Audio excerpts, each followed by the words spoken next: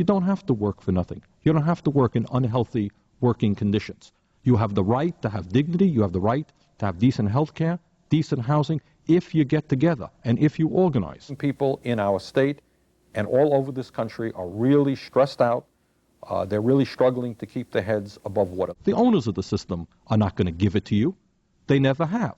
Every benefit, including the minimum wage, which is much too low, has been earned by the sweat and blood of workers who made the fights and who died during the Depression period to get the little that they have today. And if you want decent health care and you want decent housing, you're going to have to fight again. If we do not have strong unions representing working people, both union and non-union, who's going to represent ordinary people?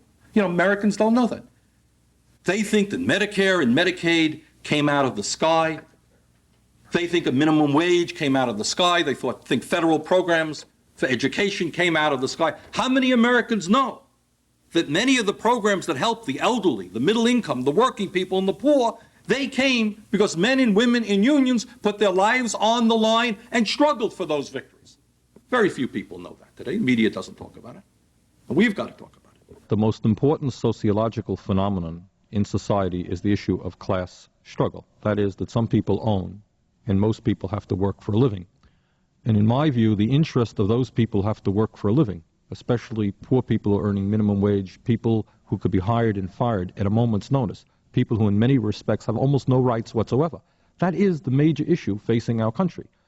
But because the media, because the society in itself is owned and controlled by wealthy people, this kind of issue is not explored. Who wants to talk about that issue?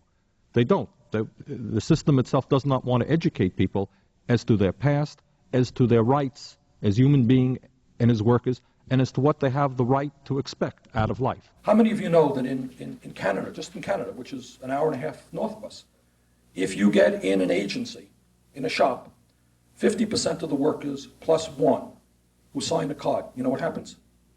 You got a union. Right? You don't have to go through the whole election where the management team can beat you down and fire people. You have a union. So that's what we're trying to do. We're trying to strengthen the NLRB. We're trying to make sure that if a company doesn't negotiate a first contract. And our point is to stress that power rests with people who are organized and are willing to stand up and fight for their rights.